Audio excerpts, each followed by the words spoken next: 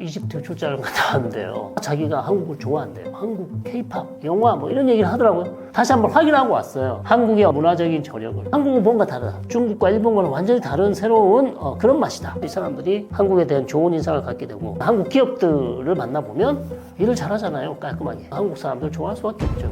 한국 무기도 마찬가지. 한국 무기를 좋아하는 이유는 중국 무기 써봤더니 보기는 좋았으나 써보니 별로였다. 한국은 미국 무기와 호환도 잘 되고 성능 대비 가성비 최고. 물론 중국보다는 조금 비싸겠지만 한국의 국가 브랜드 이미지가 문화만 재밌는 게 아니라 물건이나 어떤 제품이나 한국이 지어놓은 한국 건설업체도 한국이요 위에 아주 유명한 비싼 호텔이나 아파트 건물들을 다 짓고 있습니다. 중동에서 바라보는 한국은 완전 새로운 한국이에요. 국뽕입니다만 팩트라고 생각합니다. 한국에 대한 이미지는 너무 좋아지고 있다. 안녕하십니까. 성황대 유로매너연구소의 서울광입니다. 반갑습니다. 중동 국가의 대부분이 이슬람인 이유가 무엇인가요? 이슬람이라는 종교가 7세기부터 시작이 됐는데요. 사우디아라비아에서 시작이 됐죠. 그러다 보니 중동 지역이 어찌 보면 가장 먼저 이슬람이라는 종교를 받아들였고 가장 역사가 오래됐죠. 그러다 보니까 이 중동 지역에서 이슬람이라는 종교가 그때부터 지금까지 뿌리를 내리고 있고 여전히 사라지지 않고 있습니다. 그래서 전통적으로 중동 지역이 이슬람이라는 종교가 많이 퍼져 있는 국가고 그 다음에 이슬람이라는 종교를 믿고 있는 무슬림들이 많은 국가들이 중동 국가에 있습니다. 기원적으로 봐서도 그렇고요. 그렇다고 해서 모두가 다 무슬림이냐? 그건 아닙니다. 중동 지역에 기독교인들도 있고요. 드루지라는 또 시아파도 있고요. 종교가 없는 사람도 있고요. 다양한 사람들이 살고 있는 것이 중동이라는 것이죠. 이슬람교, 무슬림들만의 특징은 뭐가 있을까요? 어려운 주제죠. 이 이슬람과 무슬림들의 특징은 뭔가? 첫째, 이슬람과 무슬림들의 특징은 법이 중요한 사람들이다. 즉 이슬람법. 우리 기독교에서는 뭐 그렇게 법이 중요하지 않거든요. 근데 이제 이슬람이라는 종교는 종교법이 중요하고 거기에 맞춰서 살아야 된다. 그래서 이것은 되고 이것은 안 되고 이건 먹어도 되는 것이고 이거는 먹으면 안 되는 것이고 입어도 되는 것이고 입으면 안 되는 것이고 해도 되는 것이고 하면 안 되는 것이고 그래서 법에 따라서 사는 사람들입니다. 그래서 그것이 이제 기존의 다른 종교들과의 가장 큰 차이점이다. 삶에 있어서 이러한 법들을 반드시 준수를 해야 된다는 거죠. 그렇지 않으면 진정한 무슬림이 될 수 없다고 생각하기 때문에 대체적으로 뭐가 있습니까? 돼지고기 먹으면 안 되죠. 그렇죠? 돼지고기가 들어간 초코파이 먹어도 안 됩니다. 라드가 들어가 있기 때문에. 라면도 안 됩니다. 돼지고기 국물로 만든 라면 안 됩니다. 그 다음에 알코올 마시면 안 됩니다. 취하지 말라 했거든. 알코올이 묻은 의복도 입으면 안 됩니다. 자, 그래서 이런 것들을 다 지켜야 무슬림이 될 수 있는 것이고 그 다음에 또 무슬림 사회의 특징은 이슬람 종교에 대해서 너무 신랄하게 비판하면 안 돼요. 그래서 어떤 경전에 대해서 즉 꾸란이라는 무슬림들이 믿고 따르는 이 경전이 있죠. 여기에 대해서 이게 진짜 본인들이 믿고 있는 신이 주신 말씀인지 그 다음에 무함마드 이슬람에서 가장 중요한 예언자 마지막 예언자인 무함마드에 대해서 어떤 나쁜 얘기를 한다든지 무함마드를 만화에서 또 잘못 그린다든지 그 다음에 코란에 대해서 그 다음에 그 교리에 대해서 잘못됐다고 얘기한다거나 자 그런 것을 했을 때 이슬람 사회가 받아들이기 어렵다는 겁니다. 그러나 우리 기독교 같은 경우도 예를 들어서 성서 문헌 비평 이런 게 있습니다. 예를 들면 우리 신학교에 가시는 분은 다들 들어보셨을 텐데요. 성경에 나오는 내용들에 대해서 이 성경을 누가 썼을까? 그리고 마태복음은 마태가 썼겠지. 그렇지만 또 성서학적으로 이것을 분석해보면 공관복음에 대한 어떤 공관복음들이 가져온 공관복음의 기원이라고 할 수 있는 문서들이 다 있거든요. 거기서 차례대로 학술적으로, 과학적으로 얘기를 할 수 있는데, 이슬람 사회에서는 쿠란에 대해서 막, 여기서 가져왔다. 여기서 빌려왔다. 그리고 쿠란의 내용을 막 비판한다거나, 거기에 대해서 논쟁을 한다거나, 그 다음에 무함마드에 대해서 나쁜 얘기를 한다거나, 이러면 목숨이 위험해질 수 있습니다. 그러다 보니까, 이 사회에서 종교를 얘기하는 것이 너무나 어려워요.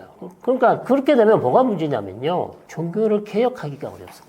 그러니까 6세기, 7세기 때 이슬람이라는 종교가 21세기에 과연 이슬람으로서 새롭게 태어날 수 있을까라는 게 이제 문제가 되는 것이죠. 자, 그러다 보니까 이슬람 사회에서 극단주의 양상, 우리가 잘 알고 있는 알카에다, 아이시스 이런 사람들이 등장하는 이유 중에 하나가 이슬람이라는 종교에 대해서 개혁을 할 수 있는 그런 기회를 많이 갖지 못했기 때문에. 물론 극단주의자들은 이슬람에만 있지 않죠. 다 있습니다. 기독교 극단주의자들도 있고요. 유대교 극단주의자들도 있습니다. 그러나 그 분포가, 그 활동이 차이가 나고 있고, 그러다 보니까 우리가 이슬람이라 하면 마치 다 저 사람들은 테러만 하는 사람들이다. 문제가 있는 사람들이다. 라는 그런 인식을 갖고 있는데요.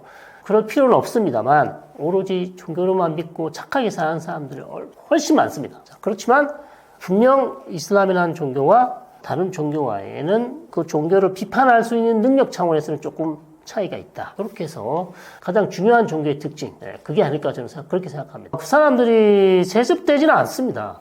그것이 어떤 아버지와 아들 관계에 있어서 이어받을 수 있는 건 아닌 거죠. 그것을 따르냐 안 따르냐의 문제이기 때문에 세습되지는 않습니다만 그 사회에서 이런 극단주의 이슬람주의자들이 발생할 수 있는 환경이 있다는 거죠. 그리고 거기에 대해서 누가 아니다라고 얘기를 하면 대단히 이제 비판을 하게 되면 위험해질 수 있는 것이죠. 그러다 보니 거기에 대한 비판이 많이 나올 수 없는 것이고, 그런 환경이다 보니 종교 자체에 대해서 새로운 얘기를 할 수 있는 환경이 없다 보니까 이런 극단주의자들이 만들어질 수 있는 환경이 훨씬 좋은 것이죠.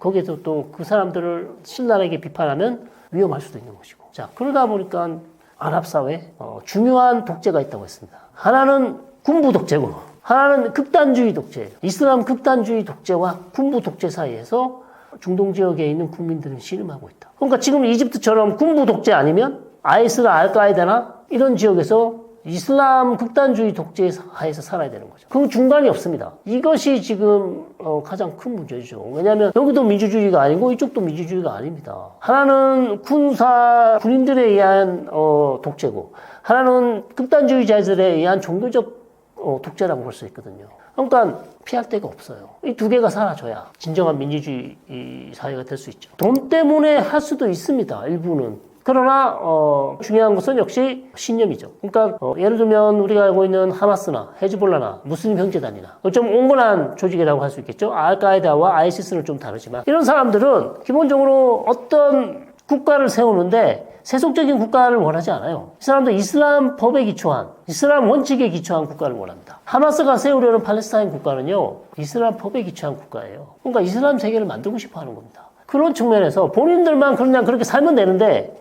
세계 자체를 그렇게 만들려고 하다 보니까 이것이 본인들의 뜻에 동의하지 않는 사람들과의 충돌을 일으킬 수밖에 없는 그런 지경이 되는 것이죠. 석유가 나오는 나라인데 왜 가난한가요?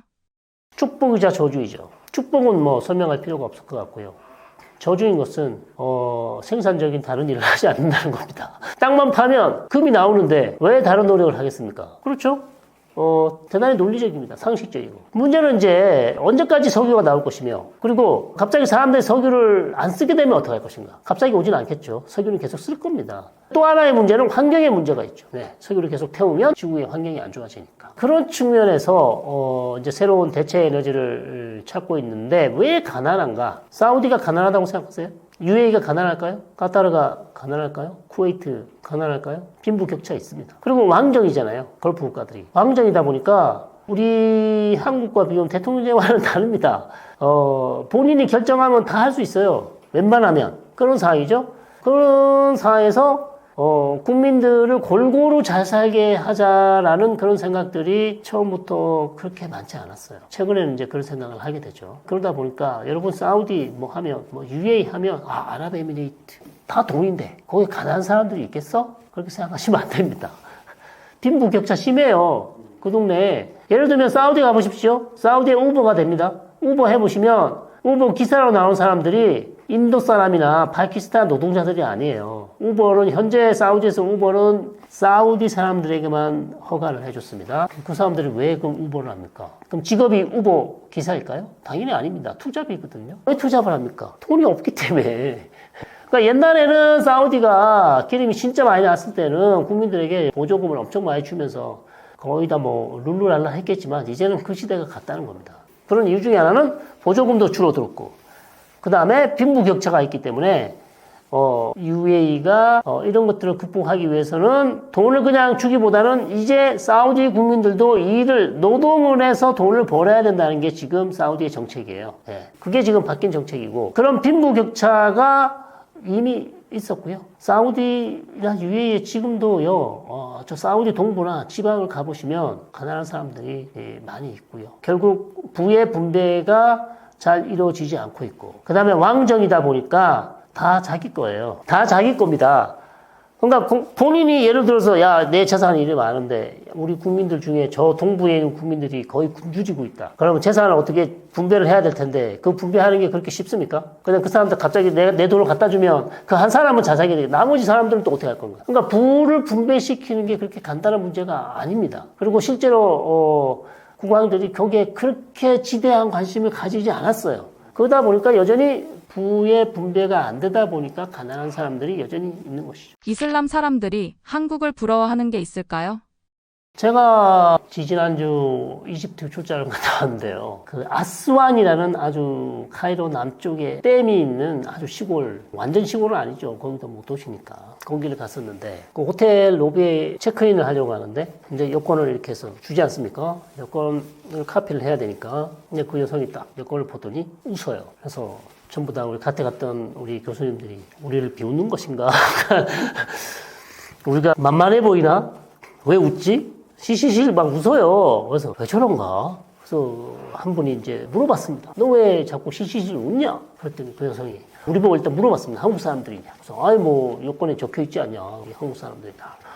자기가 한국을 좋아한대요. 그래서 우리로서는 땡 하는 거죠. 아니, 그 카이로도 아니고 저 시골 아스완 저 남쪽인데 거기 어느 호텔에 한 여성이 한국을 좋아한다고 하니까 네가 한국에 대해서 뭘 아냐? 물어봤더니 한국 음악, 한국 케이팝, 영화 뭐 이런 얘기를 하더라고요. 그러니까 한국의 어떤 문화 저력이요. 뭐 이미 요즘 해외를 너무나 많이 나가시기 때문에 저보다 더 잘 아실 겁니다. 그래서 다시 한번 확인하고 왔어요. 한국의 어떤 문화적인 저력을. 그러니까 뭐 이거는 처음이 아닙니다. 사우디를 가도 마찬가지예요. 사우디에 있는 젊은이들이 진짜 한국 문화를 좋아하고요. 블랙핑크가 사우디에서 공연했잖아요. 그 정도로 이 지역의 인구가 젊은 친구가 많습니다. 젊은 친구가요 60에서 70이에요. 그러다 보니까 우리 문화를 너무나 좋아하고요. 저는 여러 가지 이유가 있겠습니다만 기존의 중국과 일본 문화와 우리가 다르다. 기존에는 아시아 하면 중국과 일본만 생각했었는데 한국을 접해보니까 한국은 뭔가 다르다. 중국과 일본과는 완전히 다른 새로운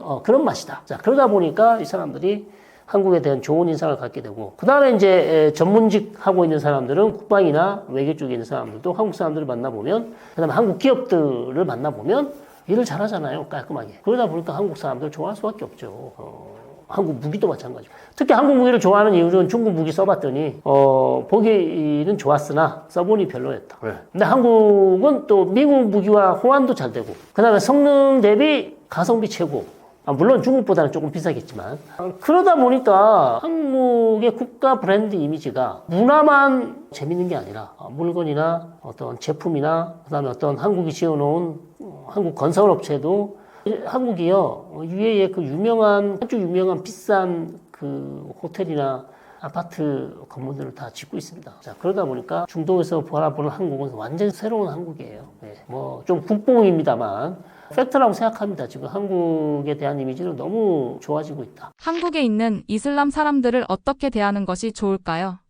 한국에 있는 우리 무슬림들 우리가요 해외 나갔어도 마찬가지지만 이 사람들이 우리와 문화가 다르고 언어가 다르고 종교가 다릅니다. 다른 거지 나쁘지는 않죠. 다른 것이지 옳지 않지는 않습니다. 다른 것을 인정해 줘야 됩니다. 여러분들도 짜장면 좋아하고 짬뽕 좋아하지 않습니까? 식사할 때 나는 짬뽕 먹고 싶은데 계속 짜장면 강요하는 것 안 되지 않습니까? 똑같습니다. 그래서 다른 사람과 다른 문화, 다른 종교에 대한 기본적인 인정이 필요하고요. 거기에 대해서 우리가 존중을 해줘야 됩니다. 기본적인 존중을 해줘야 되고 이제는 우리가 이 사람들이랑 살을 맞대고 살아가야 하는 시대가 왔습니다. 기름만 사는 게 지금 중요한 게 아니고요.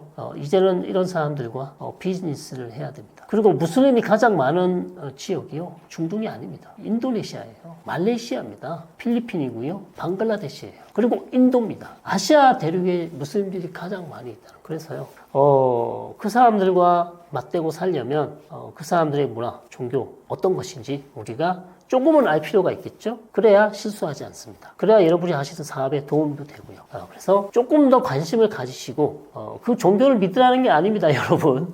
어떤 종교인지, 그 사람들이 무슨 생각을 하고 있는지, 그 사람들이 믿고 있는 이슬람에 대해서 어떤 생각을 하고 있는지 우리도 한번 관심을 가지고 봤을 때 그 사람들이 어떤 생각을 하고 있고 어떻게 비즈니스를 하고 싶어 하는지 우리가 이해하는데 큰 도움이 될 것이기 때문에 여러분들도 조금 넓은 마음으로 그 사람들을 바라봐줬으면 좋겠다고 생각합니다. 트럼프 대통령의 가자지구 개발 계획은 어떤 내용을 포함하고 있나요? 정말 뭐라고 말씀드리기가 되게 어려워요. 왜냐하면 솔직히 본인한테 물어보고 싶은데 본인이 얘기해야 우리가 알 수 있잖아요. 사람 속을 어떻게 알겠습니까? 10길 물속을 알아도 한 길 사람 속을 모른다고. 정말 본인이 진짜 무슨 가자지구를 어떻게 중동 지중해 또 다른 휴양지로 만들어서 부동산 개발을 하고 싶은 건지 아니면 그냥 블러핑으로 아니면 충격요법으로 그냥 하는 얘기인지 알 수가 없는 상황입니다. 그러나 느낌상 우리가 봤을 때 현실화 가능성을 봤을 때는 사실상 좀 어렵다. 왜냐하면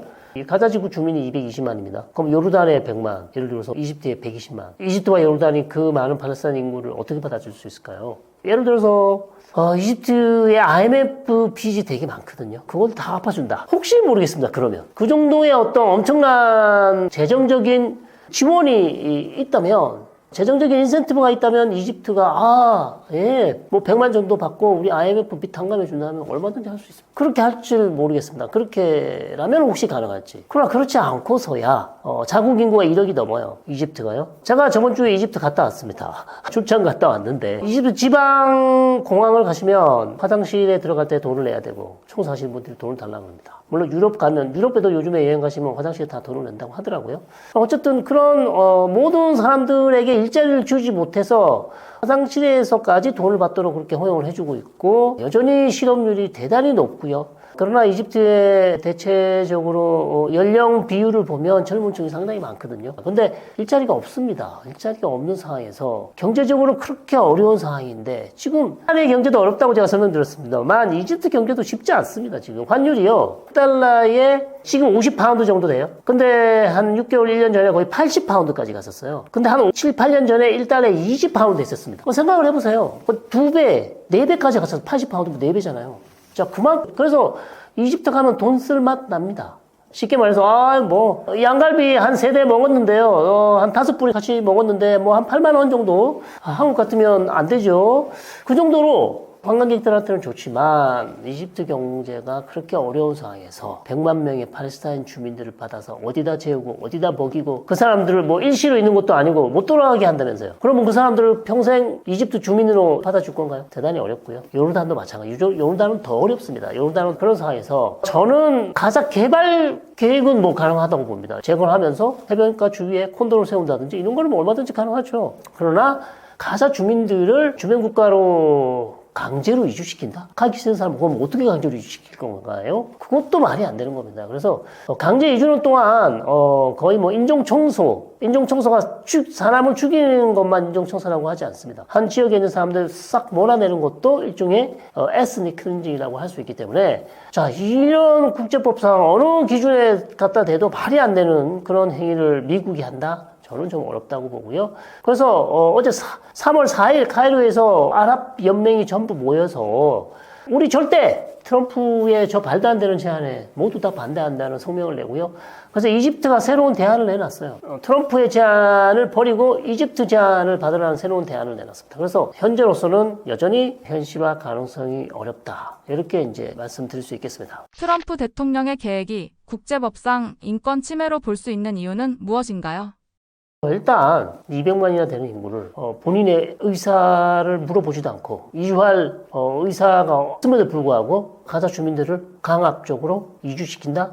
말이 안 되죠. 말씀드린 것처럼 그것은 인종청소와 같은 것이다. 그러니까 사실상 국제법상 인권 침해에 해당하는 것이고 모든 법적 윤리적 기준을 갖다 대더라도 말이 안 되는 것입니다. 자, 그런 상황이기 때문에 어떤 미국 대통령이 이것을 누구를 통해서 이스라엘군을 통해서 강압적으로 가자 주민 200만을 외부로 다른 주변 국가로 이주시킨다? 저는 거의 어렵다고 보고요. 가자 주민들도 사실 원하지 않습니다. 그러나 일부 더 이상 우리는 가자에서 못 살겠다라고 하는 주민들은 저는 얼마든지 기회를 줄 수는 있다고 봅니다. 예. 본인들이 진짜 원한다면요.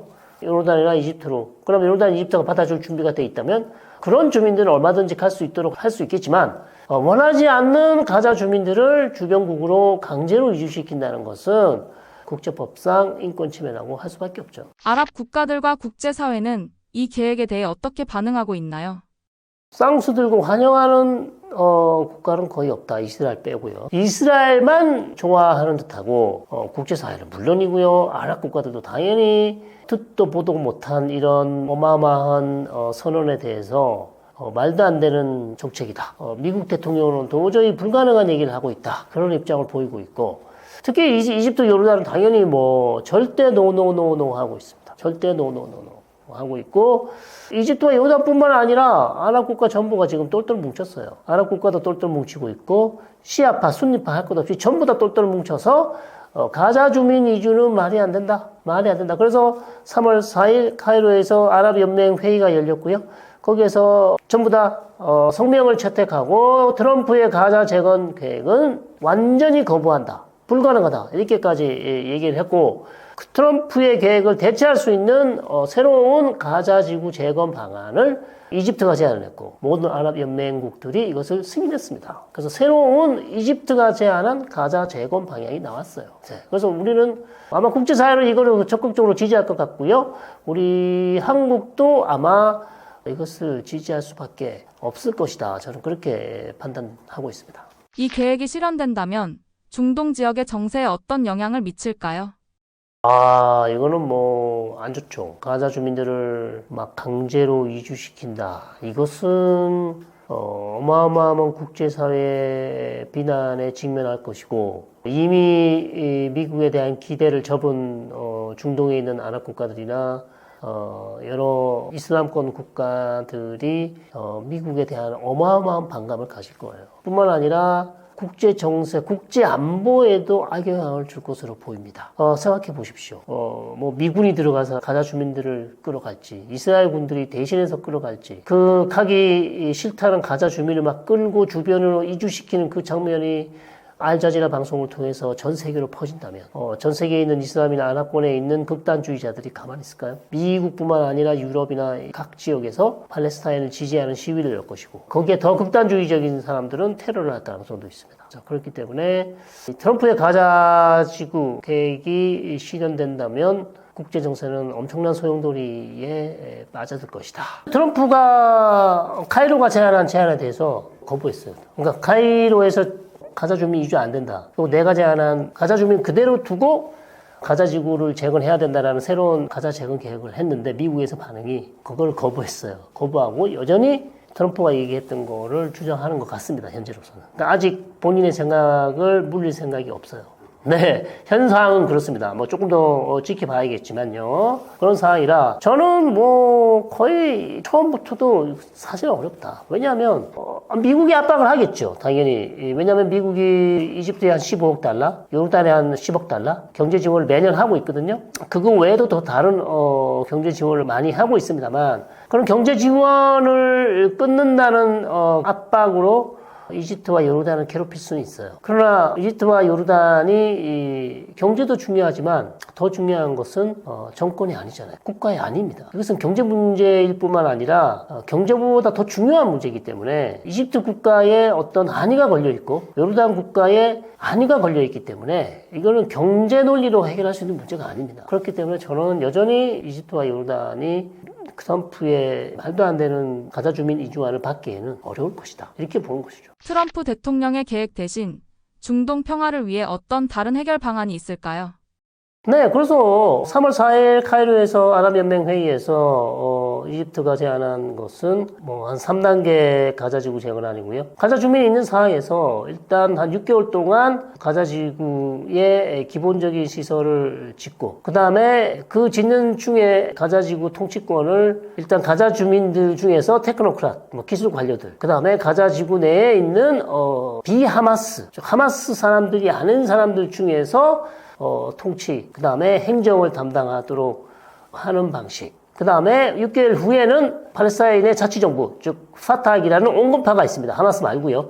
이 사람들, 즉 요르단강 서안에 있는 사람들이죠. 이 사람들이 들어와서 가자 지구의 재건 행정을 총괄할 수 있도록 그렇게 권력을 넘겨주고요.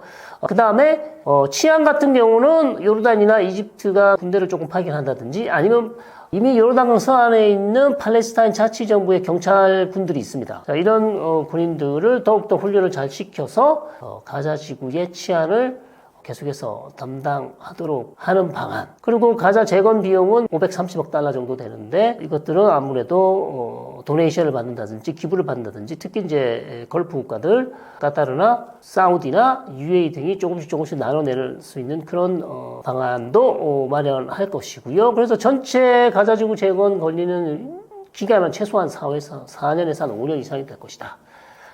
이렇게 얘기를 하고 있어요. 그래서 이것을 이집트만 제한한 게 아니라 아랍연맹에 있는 모든 국가들이 거의 승인했습니다. 그렇기 때문에 이런 방식의 어떤 가자 재건 방식이 있는 것이고 문제는 이제 이스라엘이 이것을 어떻게 할 것인가. 네, 이스라엘이 여기에 동의할 것인가. 그게 또 하나의 중요한 변수가 될 수 있을 것이고요. 이집트가 제안한 가자 지구 재건안의 가장 핵심은 역시 가자 지구를 그러면 누가 통치할 것인가? 하마스가 계속 통치하도록 둘 것인가? 아니면 하마스를 완전히 배제시킬 것인가? 여기가 이 문제가 가장 중요한 첨예한 문제라고 할 수 있겠습니다. 이스라엘은 절대 지금 하마스는 안 된다라고 얘기를 하고 있고 하마스는 본인들이 무기를 내려놓겠지만 행정이나 이쪽에서는 본인들이 좀 관여를 하고 싶고 하마스의 가장 핵심적인 목적은요. 살아남는 겁니다. 가자지구에서. 가자지구 통치권을 잃지 않고 어찌됐든지 간에 목숨을 보존해서 추후에 가자지구를 다시 본인들이 통치하고 차지할 수 있는 여지를 남겨두는 것이 지금 하마스의 목적이고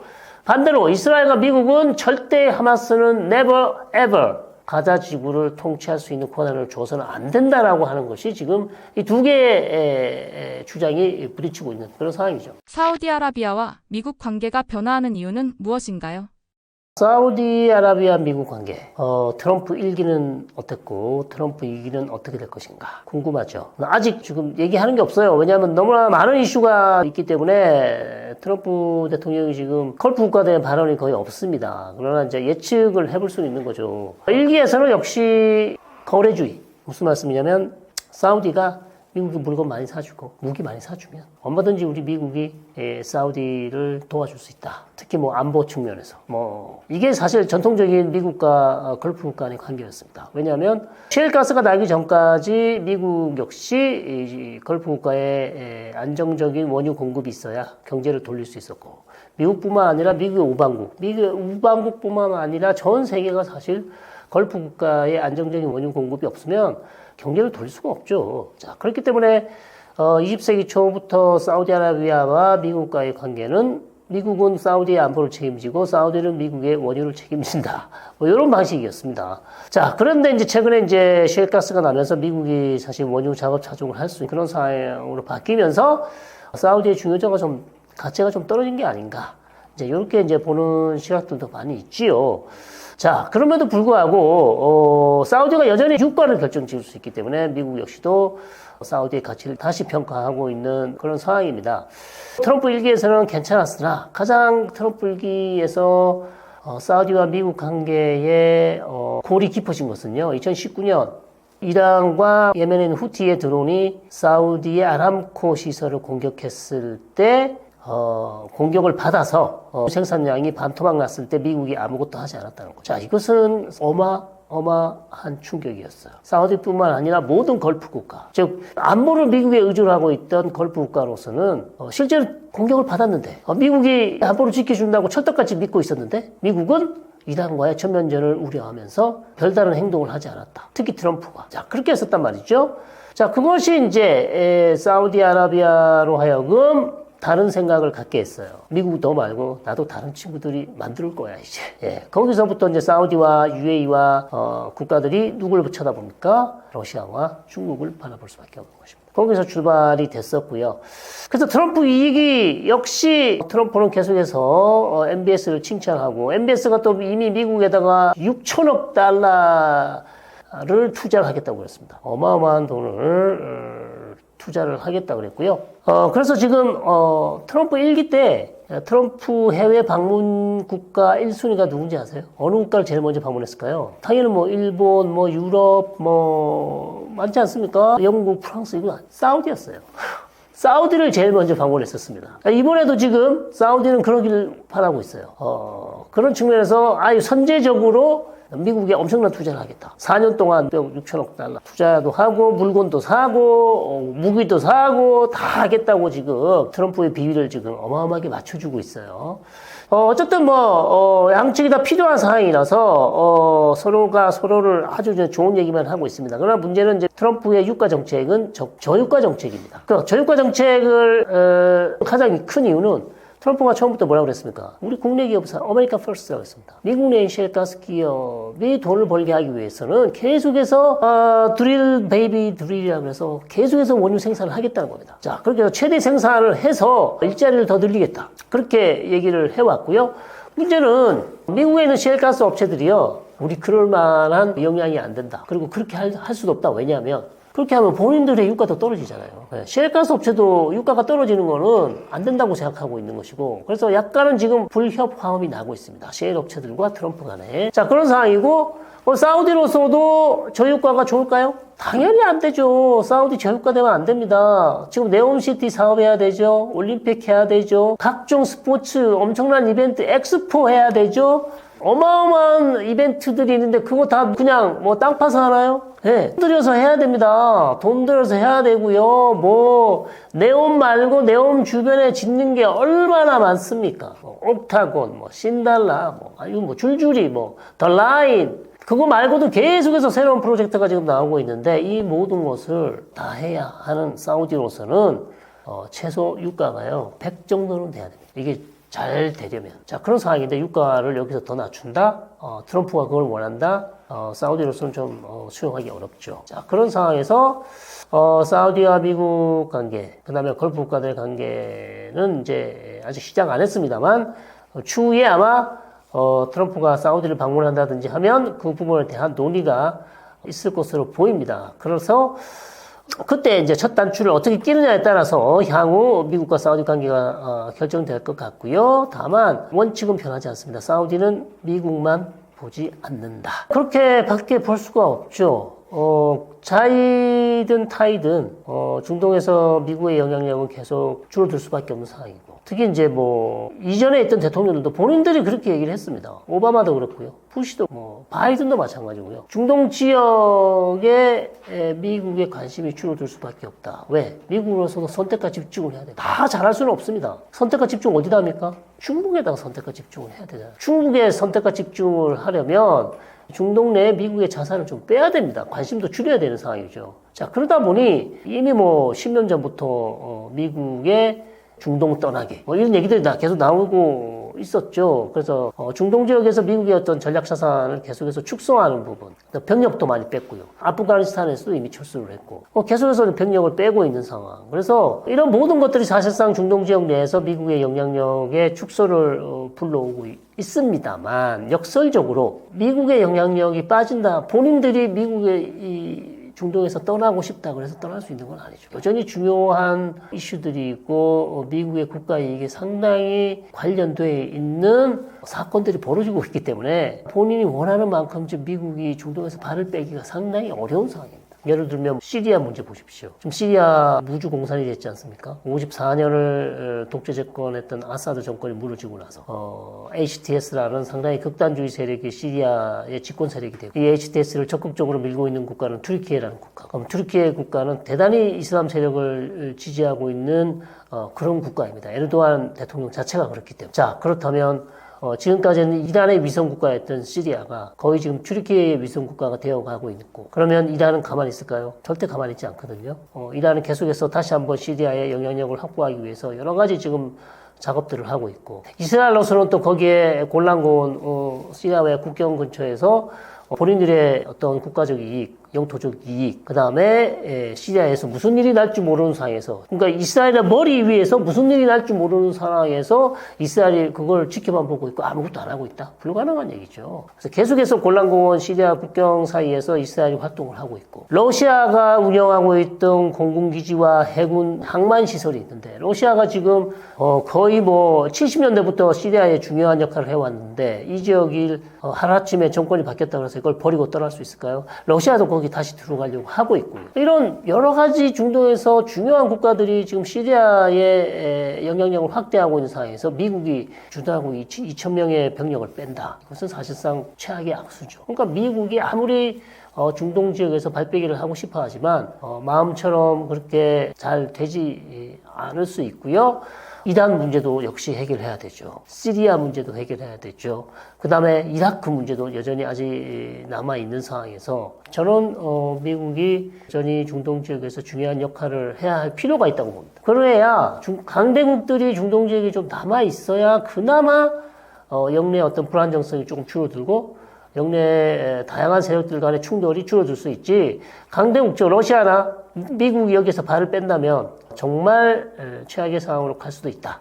그렇게 보는 것이죠. 걸프 국가들이 중국 및 러시아와 협력하는 이유는 무엇인가요? 걸프 국가들이 결국 제가 2019년 트럼프 대통령이 사우디 아람코 가장 중요한 정유시설을 공격받았음에도 불구하고 별다른 조치를 취하지 않았고, 그렇다면 사우디는 새로운 미국을 대체할 수 있는, 사우디의 안보를 좀 보조해 줄 수 있는 그런 국가, 쉽게 말해서 뭐 무기를 좀 사올 수 있는 국가, 러시아와 중국밖에 없거든요. 물론 다른 국가도 있습니다만, 우리나라도 있지만, 어쨌든 그 이후로부터 사우디는 그 외교 안보 정책에 있어서 새로운 방향을 틀게 됩니다. 쉽게 말해서 외교 안보 다각화, 더 이상 100% 미국에 의존하지 않겠다. 그래서 러시아 무기도 사오고요, 중국 무기도 사오고요. 더 중요한 것은 사우디가 자주 국방을 원하고 있어요. 그래서 우리 한국에 있는 국방과학개발연구소인가요? 하여튼 뭐 있지 않습니까? 이런 것을 세우길 원하고 있습니다. 우리에게는 엄청난 기회죠. 왜? 그래서 사우디가 우리를 상당히 부러워하고 있습니다. 한국 무기 어떻게 이렇게 잘 만드냐? 어디서 이렇게 좋은 기술을 개발하고 있냐? 그 기구가 뭐냐? 그래서 우리 국방과학연구소를 본받아서 사우디에서도 그런 연구소를 세우길 원하고 있고 노력하고 있고, 우리는 적극적으로 이 기회를 살려서 중동 지역에 우리 국산 무기를 수출하기 위해서 노력을 하고 있습니다. 그래서 걸프 국가들이 이 외교 다변화하는 것은 우리에게 많은 것을 시사한다고 봅니다. 저는. 네. 그래서 제가 5년 전만 해도 UAE 친구들을 만나서 그런 얘기를 많이 했었습니다. 자기들은 미국만 바라보지 않는다. 우리는 중국도 좋고 뭐 우리 도와줄 수 있는 나라면 상관없다. 러시아도 좋고. 그래서 우리가 농담으로 그렇게 얘기했죠. 미국한테 그러다가 미국 눈에 난다. 너네 미국 눈치 봐야 되는 거 아니냐? 그런 거 없다. 우리는 그런 거 없다. 그렇게 얘기를 하면서 우리한테 오히려 역으로 충고를 했어요. 니네도 그런 식으로 살지 마. 니네도 너무 한쪽에 몰빵하지 마라. 니네들. 다른 것도 좀 보고, 주변도 보고, 다른 대안을 만들어야 된다. 그게 지금 급변하고 있는 중동 내의 걸프 국가들의 외교 정책이에요. 그래서 물론 우리는 미국이 기본이죠. 미국을 베이스로 깔고 그 다음에 주변에 있는 국가들도 잘 지낼 필요가 있다는 겁니다. 미국의 중동 영향력이 약화되면 세계 경제에 어떤 영향을 줄까요? 안 좋다고 봅니다. 오히려 미국의 개입 자체가 문제인 것이 아니냐. 미국의 개입 자체가 중동에 문제를 일으킨다라고 그렇게 주장하시는 분도 있을 것 같아요. 어쨌든 그러나 저는 좀 반대로 봅니다. 미국이 중동 지역에서 계속해서 좀 영향력을 가지고 있어야 세계 경제뿐만 아니라요, 국제 안보에도 도움이 된다. 그렇게 봅니다. 왜냐하면 예를 한 가지 들죠. 작년에 이스라엘과 이란 간에 두 차례 어마무시한 그 본토 공격이 있었을 때 과연 미국이 이스라엘을 자제시키고 달래지 않고, 그 다음에 과연 미국이 이란, 러시아를 통해서든지 누구를 통해서든지 이란을 달래지 않았다면 적당히 해라. 그러니까 이 정도 선에서 끝내라. 그리고 이스라엘이 두 번째 공격할 때 10월 달쯤 돼서 이스라엘이 이란의 본토를 공격할 때 이스라엘이 뭐라 그랬습니까? 정유시설하고 핵시설을 때릴 수 있다. 그렇게 얘기했거든요. 근데 거의 휴게를 하지 않았어요. 그냥 군사 시설만 때렸습니다. 그럼 왜 그랬을까요? 미국의 설득이 저는 통했다고 봅니다. 자, 그런 상황에서 만약 미국의 어떤 이스라엘에 대한 미국의 지렛대가 없었고 바이든 대통령의 그런 아주 적극적인 외교적 노력이 없었다면, 그래서 나타냐후가 이란의 핵시설을 때렸다거나 이란의 가장 중요한 수입원인 정유시설을 때렸다면 이란은 어떻게 했을까요? 파국이 났을 수도 있어요.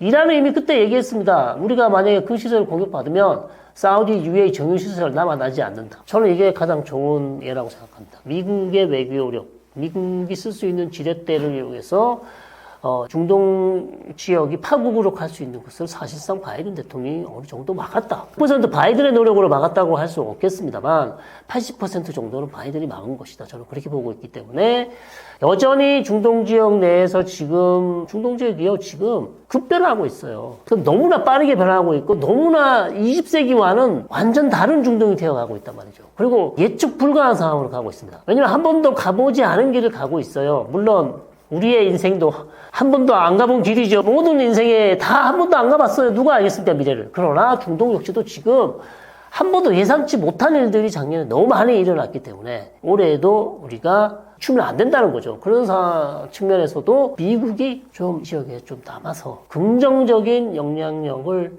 행사하면서 영내 갈등 요소를 줄여주고 중재 역할을, 좀 중립적인 중재 역할을 해주는 그런 역할을 해줬으면 좋겠다. 물론 트럼프 상황에서 그게 가능할지는 좀 모르겠습니다만 그런 역할을 해줬으면 좋겠다는 겁니다. 걸프 국가들은 독립적인 외교 노선을 추구할 수 있을까요? 저는 가능하다고 봅니다. 이미 그렇게 한 지가, 걸프 국가는, 제가 변곡점으로 보는 것은 2019년이라고 말씀드렸고, 이란과 예멘에 있는 후티 세력이 드론과 순항 미사일로 사우디아라비아의 아람코를 공격한 이후부터, 물론 그 전부터도 그런 모습을 보였습니다만 확실하게 변화가 생긴 것은 그때부터라고 할 수 있겠습니다. 그런 상황에서 이미 벌써 6년이 지났네요. 그런 상황이기 때문에 사실 이러한 외교 다변화, 걸프 국가들이 다양한 외교 채널을 통해서 본인들의 국가 이익을 극대화하는 이런 정책을 바꾸기는 어렵다. 특히 UAE 같은 국가들, 특히 까타르도 마찬가지고요.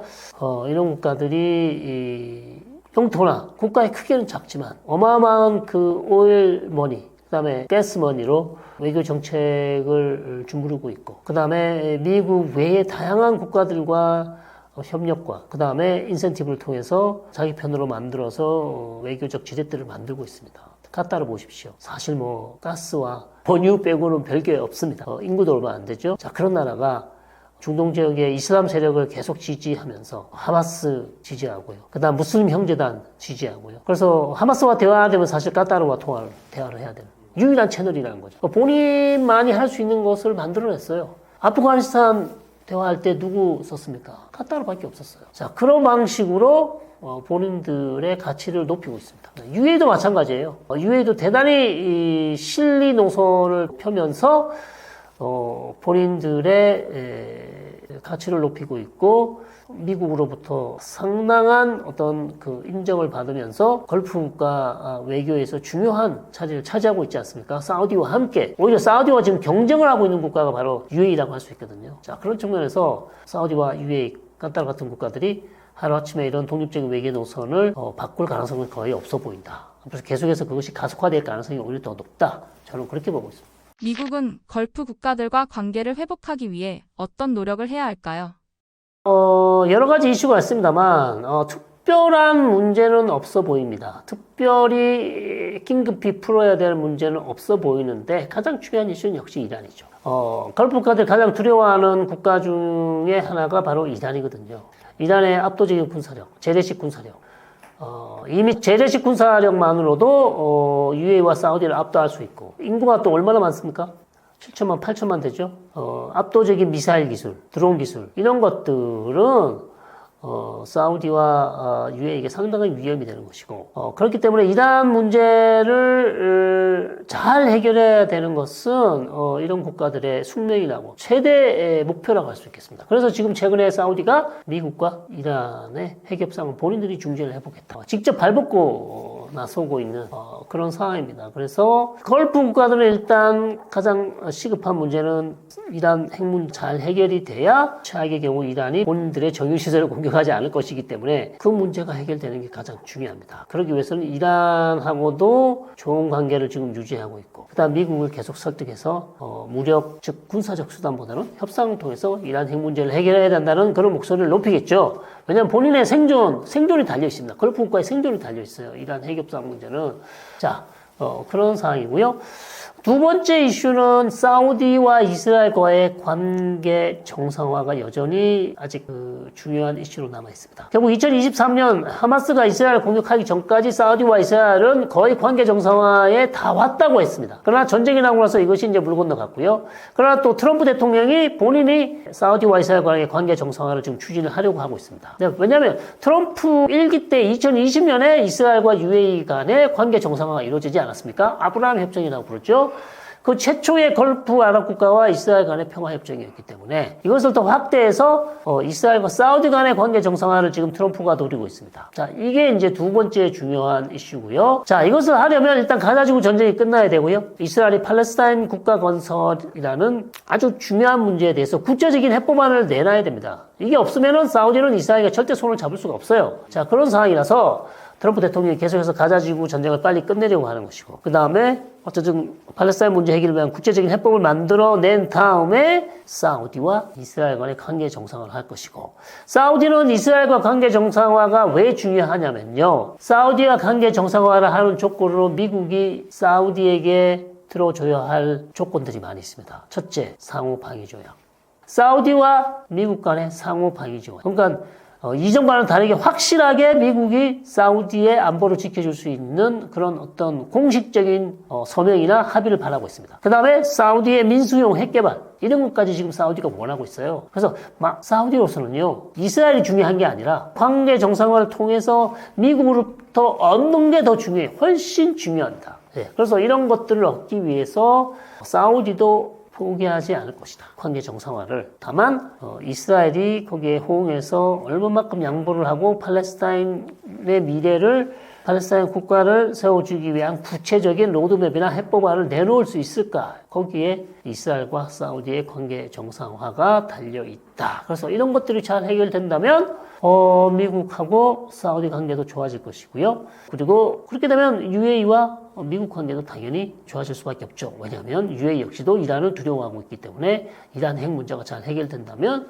UAE로서도 계속해서 자기들이 원하는 비전 2030, 즉 UAE를 제조업으로 간다든지 아니면 관광으로 새로운 국가 모델로 갈 수 있는 기회를 만들 수 있는 것입니다. 그것이 지금 걸프 국가들이 원하는 것이에요. 그래서 걸프 국가들의 미래는 이란 문제가 해결돼야 비전 2030, 네옴시티, UAE의 어떤 비전, 모든 걸프 국가들이 지금 비전을 가지고 있는데 여기에 가장 중요한 아킬레스건은 역시 이란 핵 문제가 해결돼야 되는 그런 숙제를 안고 있습니다. 이란이 현재 보유한 우라늄의 양이 얼마나 되나요? 이게 왜 중요한가요?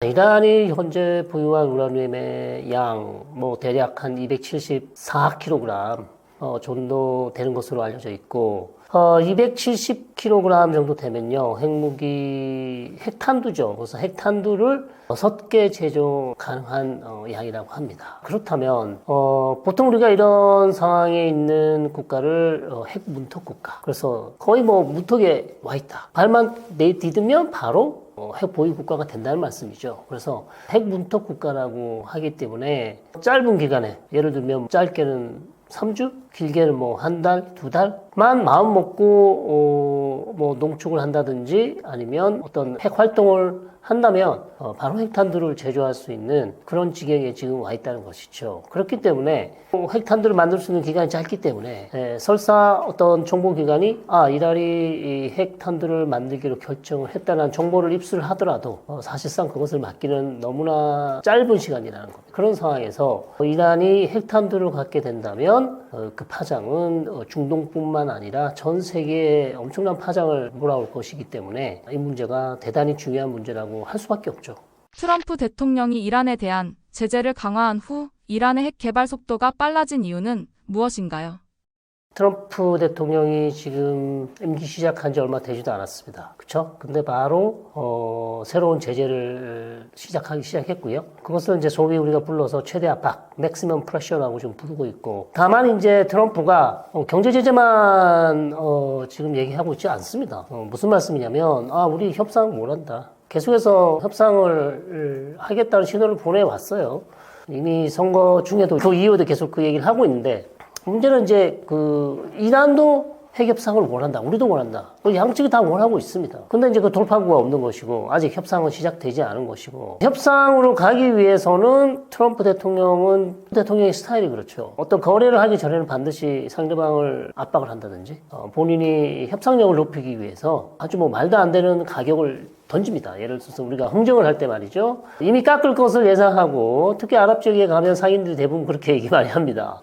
우리 이스탄불에 가서 빅바자를 가신다든지 아니면 이집트의 어떤 그 유명한 카이로에 있는 가장 쇼핑센터라고 할 수 있는 한 할릴리 이런 데 가시면 처음에 아주 높은 가격을 불러요. 그 다음에 점차 50% 이상 그 밑으로까지 내려갑니다. 마찬가지죠. 그래서 트럼프 대통령이 지금 협상을 원한다. 그러나 우리는 이란에 대한 경제 제재를 늦추지 않겠다라는 이제 양면 압박 작전으로 지금 가고 있다는 거죠. 자, 그러다 보니 이란으로서는 협상을 하고 싶죠. 이란 경제가 지금 최악입니다. 너무나 어려운 상황이고 환율도 어마어마하게 지금 올라가고 있는 상황이기 때문에 이란으로서는 협상이 절실합니다. 자, 그럼에도 불구하고 이란이 선뜻 나서지 못하는 이유는 뭘까요? 이란도 체면이 있잖아요. 그냥 미국이 하라는 대로 다 할 수 없거든요. 네, 이란 국민들이 봤을 때도 이란, 우리 페르시아 제국, 이란에 대한 자부심이 있는데, 애국심이 있는데, 그냥 미국 대통령 한 사람 바뀌더니 그냥 시킨 대로 다 한다. 두 손 두 발 들고 나간다. 이런 모습을 보이는 것은 정권 안전에도 도움이 되지 않는 것이죠. 자, 그러다 보니 이란으로서도 어떤 카드를 가지기 위해서는 협상력을 높이기 위해서는 우리도 활동, 핵 개발 이런 것들에 대해서 전혀 고삐를 늦추지 않겠다. 만약 다른 대안이 없다면 우리도 핵 개발을 더 할 수 있다. 물론 핵탄두를 아예 만들겠다 이렇게 공개적으로 선언한 적은 없습니다. 그렇지만 얼마든지 미국의 어떤 조치에 대해서도 대응할 태세가 되어 있다라는 그런 지금 모습을 보이면서 일종의 기싸움을 하고 있는 것이죠. 이제 임기 시작이기 때문에 조금 지켜봐야 될 것 같습니다. 국제원자력기구 IAEA는 이란의 핵 활동에 대해 어떤 입장을 취하고 있나요? 자, IAEA, 그래서 국제원자력기구인데요. 계속해서 이제, IAEA 의장입니다. 예, IAEA. 이란을 방문한다든지 아니면 이란에 대한 핵 보고서를 계속, 주기적으로 발간을 하고 있거든요. 핵 활동 보고서. 그래서 그것을 최근에도 그로시 IAEA 의장이 얘기했습니다. 이란 지금 상황이 좋지 않다. 계속해서 이란을 주시해야 된다. 그리고 이란은 레드라인을 넘어서는 안 된다. 계속해서 그런 얘기를 하고 있고 그렇기 때문에 미국이 지금 이란과의 핵 협상을 재개를 하려고 하고 있는 것이고 거기에는 당연히 IAEA도 같이 협력을 해야 되는 그런 상황입니다. 그러니까 미국만 있는 게 아니고 또 유럽도 있죠. 자, 그래서 IAEA로서는 미국과 유럽, 이란의 핵 관련해서 관련 당사국들과 이해 당사국들과 계속해서 대화를 통해서 이란 핵 문제를 어떻게 풀어야 될 것인가는 이제 고민을 하고 있는 것이죠. 그러나 아시다시피 국제 정세, 특히 IAEA 같은 기구는 미국이 좌지우지하는 가능성이 높습니다. 그래서 미국의 어떤 정책 결정에 따라서 IAEA가 핵 사찰을 할 수가 있는 것이고, 그 다음에 미국과 이란 간의 어떤 협상의 결과에 따라서 IAEA가 이란에 대한 어떤 보고서의 결과를 낼 수 있는 것이죠. 그래서 미국과 밀착히 이제 공조하면서 이란의 핵 문제 해결을 위해서 노력을 하고 있는 상황이다. 이렇게 이제 보시면 되겠습니다. 이스라엘은 이란의 핵 개발에 어떻게 대응하고 있나요? 자, 이스라엘은요. 기본적으로 이스라엘은 이란에 대한 신뢰가 없습니다. 여기서 출발을 해야 될 것 같고요. 신뢰가 없다는 말씀은 이란이 아무리 우리는 핵탄두, 즉 핵무기를 개발할 의도가 없다. 아무리 얘기를 해도 이스라엘은 그것을 믿지 않습니다. 출발선이 이미 달라요. 자, 그러다 보니 이스라엘은 수단과 방법을 가리지 않고 이란의 핵개발, 핵활동을 막으려고 하는 것이고 핵심은 핵활동이 아니라 사실은 핵무기 개발을 막는 것이죠. 자, 그러기 위해서 이스라엘은 이미 2002년부터 즉 이란이 비밀리에 핵무기를 개발한다는 그런 보도가 국제사회에 났을 때부터 이란의 핵무기 개발에 대해서 우려를 표명해 왔고, 그 다음에 국제사회의 지지를 통해서, 즉 이스라엘 혼자만 문제가 아니라는 거죠. 이란 핵 문제는 이스라엘만의 문제가 아니다. 미국을 포함한 모든 국제사회의 문제이기 때문에 국제사회의 여론을 조성하고 국제사회의 지지를 얻어서 이란 핵 문제 해결을 하기 위해 노력을 해왔습니다. 그 국제사회의 가장 중요한 국가는 당연히 미국이겠죠. 그래서 미국이고요. 자, 그래서 여러 차례 지금 베냐민 네탄야후 이스라엘 총리가 여러 차례 이란의 핵시설을 때리고 싶다, 공습하고 싶다고 얘기를 했지만 사실 미국이 많이 반대를 했고, 또 이스라엘 내의 군부도 사실 거기에 대해서 그렇게 긍정적인 답변을 내지 않았기 때문에 사실상 이란 핵시설을 공격하지 않았고요. 그러나 최근 들어서 다시 이란의 핵시설에 대한 공격 가능성이 계속 떠오르고 수면에 지금 나오고 있죠. 가장 큰 이유는 작년에 이스라엘과 이란 간의 본토 공격이 두 차례 있었습니다. 그 중에 마지막에 이스라엘이 한 10월쯤이었나요? 이란을 공격했을 때 이란의 방공망을 집중적으로 공격을 했거든요. 자, 그렇다면 이란은 지금 방공망이 없는 상황에서, 물론 다시 재건을 하겠다고 얘기를 했기 때문에 어느 정도 조금은 재건이 됐을 수도 있습니다만, 이스라엘로서는 절호의 기회죠. 본인들이 닦아놓은 길입니다. 이란의 방공망이 많이 무력화된 상황에서 이보다 더 좋은 기회가 없다. 지금이 아니면 다시는 이란의 핵시설을 공습할 기회가 없을 것이다. 그렇게 지금 보고 있어요. 거기다가 미국의 대통령 당선이 가장 친이스라엘이라는 트럼프 대통령이 당선됐기 때문에 이스라엘로서는 만약 트럼프와 이란 간의 핵협상이 실패로 돌아간다면 당연히 트럼프를 설득해서 이란의 핵시설을 때리고 싶습니다. 그게 지금 현 상황이고요. 말씀드린 것처럼 상황과 조건이 너무 좋다. 이란이 지금 방공망이 무력화됐고 트럼프가 왔지만, 그럼 이란이 섣불리 때리지 못하는 이유는 일단 미국이 어느 정도 기술적인 지원이라든지 미국의 승인을 얻어야 되고요. 또 두 번째, 이스라엘이 섣불리 공격하지 못하는 이유는요, 이란의 핵시설이 한 곳에만 있지 않습니까? 이란 전역에 퍼져 있고 이 모든 시설을 다 제거하기는 사실상 불가능합니다. 그런 상황이고, 설사 이스라엘이 이란의 핵시설, 중요한 핵시설 3-4개 정도를 공격해도 이스라엘이 얻을 수 있는 것은요, 이란의 핵 개발을 6개월에서 1년 정도 늦추는 수준. 그 정도밖에 안 된다는 거죠. 그렇잖아요. 그럼 완전히 제거하지 못하는데 겨우 최대한 1년, 2년 늦춘다고 해봐야 어차피 2년 지나면 이란은 다시 핵 개발할 수 있다는 거죠. 그러면 엄청난 리스크를 감내하고 공격을 했음에도 불구하고 그 성과는 사실 미미하다. 그렇죠? 비용 대비 성과가 별로 없어요. 그런 거를 왜 이스라엘이 해야 되냐라는 이제 그런 비판이 이스라엘 내부에도 있는 것이고, 다른 국제 정세 아니면 이란 핵 전문가라든지 이런 사람들이 이스라엘의 공격을 반대하는 이유 중에 가장 큰 이유 중에 하나가 거기에 있고요. 또 다른 이유가 있습니다. 만약 이스라엘이 이란의 핵시설을 공격하면 그것은 이란의 핵무기 개발을 할 수 있는 명분을 준다는 겁니다. 봐라, 이스라엘은 언제든지 우리를 공격할 수 있는 호전성을 가진 아주 호전적이야. 이란은 결코 가만 놔두지 않는 국가다. 그러면 우리는 이스라엘처럼 공격으로 받기 위해서는 우리는 우리의 안보를 지켜야 하기 때문에 이스라엘의 핵을 막을 수 있는 건 이란의 핵밖에 없다. 그렇기 때문에 우리의 핵무기 개발은 정당하다. 명분을 줄 수 있다는 거예요. 그래서 실과 득이 거의 균형을 이루고 있는 이런 상황에서 과연 이스라엘이 어떤 선택을 할 것인가. 그게 지금 중요한 것이고, 그리고 이제 이스라엘이 이란의 핵시설을 공격한다면 이란이 계속 그런 얘기를 해왔습니다. 우리의 대응은 단단치 않을 것이다. 이스라엘을 공격하는 것은 당연한 것이고 주변에 있는 걸프 국가들의 정유시설 우리가 공격할 수도 있다. 그러면 걸프 국가의 정유시설을 공격한다는 것은 어떤 의미일까요? 에너지 대란이 날 수 있는 거죠. 특히 원유와 가스 70% 이상을 거의 중동에서 수입하고 있는 한국으로서는 거의 최악의 파국입니다. 그러면 거기 호르무즈 해협은 또 어떻게 될까요? 우리의 원유 수입을 하기 위해서는 그 호르무즈 해협을 지나야 되는, 이란이 어떤 행동을 취할지 아무것도 예측할 수 없는 상황이죠. 자, 그래서 사실상 중동에는 다양한 지금 엄청난 많은 일들이 벌어지고 있지만 우리 경제, 우리 한국에게 가장 중요한 이슈는 뭐니 해도 이란 핵협상이 어떻게 될 것인가. 핵협상의 결과가 너무너무 중요한, 아주 중요한 이슈다. 이렇게 말씀드릴 수 있겠습니다. 당연히요, 최선의 결과는 핵협상이 잘 돼서 미국과 이란 간에 새로운 핵협정이 타결되는 것이죠. 다만 트럼프가 원죄가 있어요. 왜냐하면 2015년에 오바마 대통령이 이란과 핵협정을 체결했죠. 그것은 이제 JCPOA라고 해서 이란 핵협정을 체결했는데 그것을 본인이 일방적으로 트럼프가 2018년 탈퇴했습니다. 그것은 오바마가 만든 협정이 불완전하다, 부족하다, 이란 핵 개발을 막기에는 어렵다, 이런 여러 가지 이제 변명들을 들어서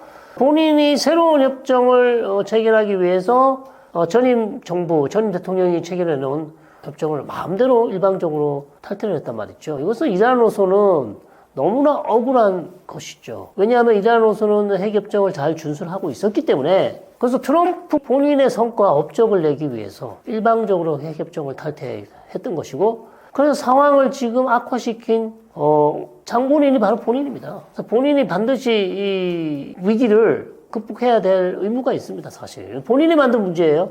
자, 그렇기 때문에 트럼프가 과연 지금과 같은 어떤 아주 강경한 자세에서 핵협상을 추진하는 것도 저는 좀 문제가 있다고 보고요. 본인이 만든 문제이기 때문에 좀 더 유연한 태도를 보이면서 이란에게 좀 제스처를 보이면서 핵 문제를 풀어갔으면 좋겠는데요.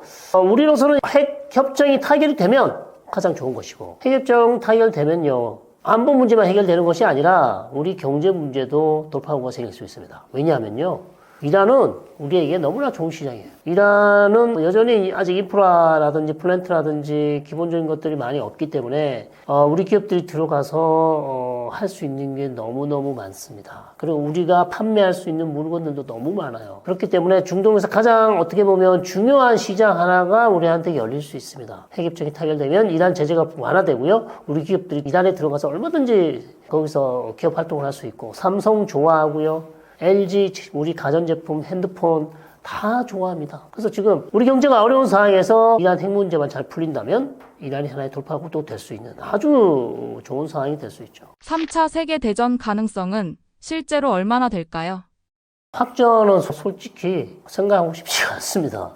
즉 결국 이란과의 핵협상이 실패한다는 거죠. 미국과 즉 트럼프와 이란 간의 핵협상이 실패했을 경우 남은 옵션이 뭐가 있냐는 거죠. 남은 옵션은 딱 두 가지거든요. 첫 번째, 트럼프가 그냥 이란 핵 문제에 대해서 무시하고 그냥 놔둔다.